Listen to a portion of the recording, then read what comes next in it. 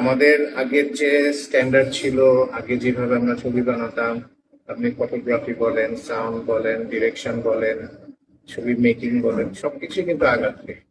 But সমস্যা হয়ে গেছে কি, সাকিব ছাড়া কেউ আর রিস্ক নিতে চাচ্ছে না। এবং এটাও ঠিক যে সাকিব ছাড়া কেউ চলছেও না।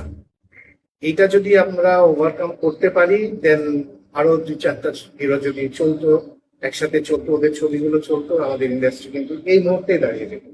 তাই নাই, আমি সব সময় সত্যি কথা সত্যি কথাই বলি। আমার আমার আমি কাউকে হিসাব করে চলি না, এখনো না, মানে কখনোই না।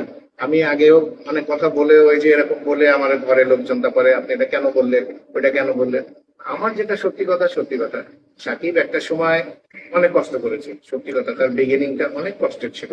ওই ওই ইতিহাসটা অনেকে জানে না, অনেকে বলেও না। এমনও হয়েছে যে ওই যে ইউনিটের ওই মালের মালের গাড়ির মধ্যে করেও শুটিং স্পটে গেছে। তো সে যদি এখন এই পজিশনে এসে সে যদি তার স্ট্যান্ডার্ড মেনটেন করার জন্য করে, এটা তো দোষের কিছু নাই। সে তো কাজ করে এসেছে, প্রমাণ করে এসেছে। আর এমন তো না যে না, আমরা তো ওর চোখের সামনেই দেখতেছি যে ওর ছবি চলতেছে। বাংলা ছবি যারা ইদানিং, যারা মনে করেন একটা হাই সোসাইটি বলি আমরা যাদেরকে, ওরা বাংলা ছবি বললে নাচ শিক্ষাত, বাংলা ছবি হিরো মানে কি একটা, তারাই এখন সাকিবের সাথে হাত মেলানোর জন্য দাঁড়িয়ে থাকে। এইটা তো সাকিবের ক্রেডিট, এটা তো আপনাকে অ্যাকসেপ্ট করতেই হবে। আপনি যদি বলেন যে না, এটা এটা না, এটা করতেই হবে আপনাকে। এই জায়গাটাতে তো আসতে পেরেছে।